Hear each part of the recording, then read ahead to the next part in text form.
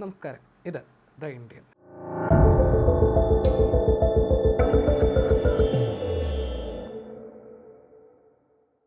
എന്തിൻ്റെയും വ്യാജന ഉണ്ടാക്കുക എന്നതാണ് ചൈനയുടെ ശീലം. ഇപ്പോൾ സമാനമായ രീതിയിൽ പ്രതിരോധ രംഗത്തും വ്യാജന ഉണ്ടാക്കിയെടുത്തിരിക്കുകയാണ് ചൈന. പ്രതിരോധ രംഗത്ത് വ്യാജന ചൈന ഉണ്ടാക്കിയതിൽ നമുക്ക് എന്ത് കാര്യമെന്ന് സ്വാഭാവികമായും ഒരു തോന്നലുണ്ടാകാം. എന്നാൽ ആ ഒരു വ്യാജന ഉണ്ടാക്കിയത് ഇന്ത്യയുടെ ഒരു ആയുധ സംവിധാനത്തെ കോപ്പി അടിച്ചുകൊണ്ടാണ്. അതിർത്തിയിലെ ഡ്രോൺ ഭീഷണികളെ ചെറുക്കാൻ ഇന്ത്യൻ സൈനികർ തദ്ദേശീയമായി വികസിപ്പിച്ചെടുത്ത ഒരു ലളിതമായ ആയുധ സംവിധാനം അതേപടി കോപ്പി അടിച്ചെടുത്തിരിക്കുകയാണ് ചൈന. ഏറ്റവും രസകരമായ കാര്യം, യുദ്ധഭൂമിയിലെ ഇന്ത്യൻ സൈന്യത്തിൻ്റെ മിടുക്കിനെ ജുഗാട്ട് അഥവാ തട്ടിക്കൂട്ട് എഞ്ചിനീയറിംഗ് എന്ന് പുച്ഛിച്ചു തള്ളിയ ചൈനയാണ് ഇപ്പോൾ അതേ സംവിധാനം തന്നെ കോപ്പി അടിച്ചിരിക്കുന്നത്. അതിർത്തിയിൽ ഇന്ത്യൻ ജവാന്മാർ രൂപം നൽകിയ ചെലവ് കുറഞ്ഞ ആൻറ്റി ഡ്രോൺ പ്രതിരോധ മാർഗം ഇപ്പോൾ ചൈനയുടെ പീപ്പിൾസ് ലിബറേഷൻ ആർമി അതേപടി അനുകരിക്കുന്നതായിട്ടാണ് പുതിയ വിവരങ്ങൾ വ്യക്തമാക്കുന്നത്. ആധുനിക യുദ്ധമുറകളിൽ വൻ ഭീഷണി ഉയർത്തുന്ന ഡ്രോൺ കൂട്ടങ്ങളെ നേരിടാൻ കുറഞ്ഞ ചെലവിലുള്ള സംവിധാനങ്ങൾക്കാണ് ആഗോളതലത്തിൽ മുൻഗണന ലഭിക്കുന്നത്. ഏതാനും വർഷങ്ങൾക്ക് മുൻപാണ് അതിർത്തി കാക്കുന്ന ഇന്ത്യൻ സൈനികർ തങ്ങളുടെ പക്കലുള്ള 3 ഇൻസാസ് റൈഫിളുകൾ ഒരു ഇരുമ്പ് ബോളിൽ ഒരുമിച്ച് ഘടിപ്പിച്ച് ഒരു പ്രത്യേക താൽക്കാലിക സംവിധാനം ഉണ്ടാക്കിയത്. ഒരൊറ്റ ട്രിഗർ വലിക്കുന്നതിലൂടെ 3 തോക്കുകളിൽ നിന്നും ഒരേ സമയം വെടിയുണ്ടകൾ ഒന്നിച്ചു പായുകയും ആകാശത്ത് പറക്കുന്ന ഡ്രോണുകളെ വെടിവെച്ചിടാൻ ഇത് സഹായിക്കുകയും ചെയ്യുമായിരുന്നു.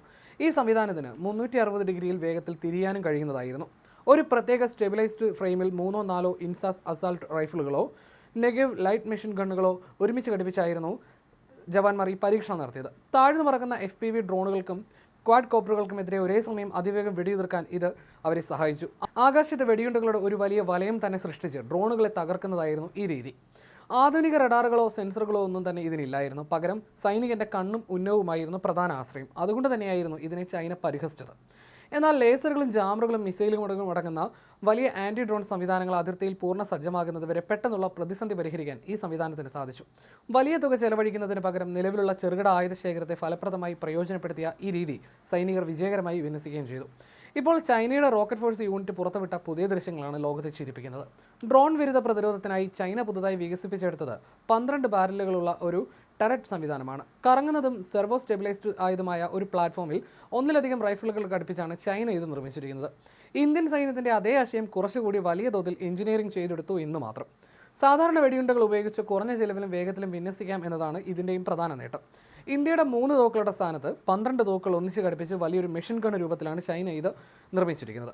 റഷ്യ-യുക്രൈൻ യുദ്ധമാണ് ലോകത്തെ യുദ്ധതന്ത്രങ്ങൾ മുഴുവൻ മാറ്റിമറിച്ചത്. കോടികൾ വിലമതിക്കുന്ന മിസൈൽ പ്രതിരോധ സംവിധാനങ്ങളെപ്പോലും ചെറിയ വില വരുന്ന ഡ്രോണുകൾ തകർക്കാൻ തുടങ്ങിയതോടെയാണ് ഡ്രോണുകളെ തകർക്കാൻ അതിനേക്കാൾ ചിലവ് കുറഞ്ഞ സംവിധാനങ്ങളെക്കുറിച്ച് ചിന്തകൾ വന്നത്. ഈ രംഗത്താണ് ഇന്ത്യൻ സൈനികർ ആശയം പ്രാവർത്തികമാക്കി വിജയിപ്പിച്ചെടുത്തത്. അത് പിന്നീട് ചൈന കോപ്പിയടിക്കുകയായിരുന്നു. എന്തുകൊണ്ട് ഈ ലളിതവിദ്യ എന്ന ചോദ്യത്തിന് ഉത്തരം പലതാണ്. കോടിക്കണക്കിന് രൂപ വിലയുള്ള അത്യാധുനിക മിസൈൽ പ്രതിരോധ സംവിധാനങ്ങളെപ്പോലും നിഷ്പ്രഭമാക്കാൻ ശേഷിയുള്ളതാണ് ഇന്നത്തെ ഡ്രോൺ കൂട്ടങ്ങൾ. അത്തരം സാഹചര്യങ്ങളിൽ ഈ മൾട്ടി ബാരൽ റൈഫിളുകൾ മികച്ച പ്രതിരോധം തീർക്കും. ദശലക്ഷക്കണക്കിന് വിലയുള്ള മിസൈലുകൾക്ക് പകരം സാധാരണ റൈഫിളുകളും വെടിയുണ്ടകളും മതിയാകും ഇവിടെ. ശത്രുവിൻ്റെ ഇലക്ട്രോണിക് യുദ്ധമുറകളിലൂടെയോ ജാമറുകളിലൂടെയോ ഇതിൻ്റെ പ്രവർത്തനം തടസ്സപ്പെടുത്താനാകില്ല എന്നതും മറ്റൊരു പ്രത്യേകത. അതിർത്തിയിലെ സ്ഥിരമായ കാവൽ കേന്ദ്രങ്ങളിലും മറ്റിടങ്ങളിലും വളരെ എളുപ്പത്തിൽ തന്നെ ഇത് നിർമ്മിച്ച് ഉപയോഗിക്കാമെന്നതും മറ്റു വലിയൊരു നേട്ടം. ഇന്ത്യയും ചൈനയും കൂടാതെ 6 AK-47 റൈഫിളുകൾ ഒരുമിച്ച് ഘടിപ്പിച്ച് വിയറ്റ്നാം സൈന്യവും സമാനമായ ഇതേ മാർഗം സ്വീകരിക്കുന്നുണ്ട്. യുദ്ധഭൂമിയിലെ പല വലിയ കണ്ടുപിടുത്തങ്ങളും പലപ്പോഴും അനിവാര്യമായ ഇത്തരം ചില താൽക്കാലിക സംഭവങ്ങളിൽ നിന്നാണ് പാഠങ്ങൾ പഠിക്കുന്നത്. ചൈനീസ് പതിപ്പിന് വ്യാവസായികമായ തിളക്കമുണ്ടെങ്കിലും അതിൻ്റെ അടിസ്ഥാന ആശയം ഇന്ത്യൻ സൈന്യത്തിൻ്റെ പ്രായോഗികമായ ബുദ്ധിവൈഭവത്തിന് ലഭിച്ച ഏറ്റവും വലിയ അംഗീകാരം കൂടിയാണ്.